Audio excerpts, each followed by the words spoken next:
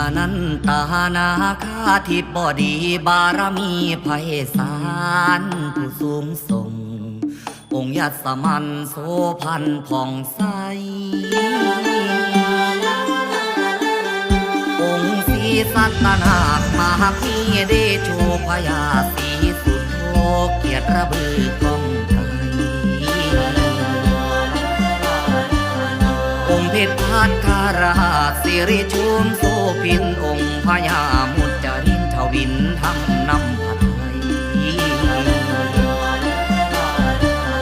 องค์ดำแสนสิริจันทราปาบุญญาโยยิ่งองค์ผู้ชงประเสริฐสิ่งนิ่งแน่นจอมใจ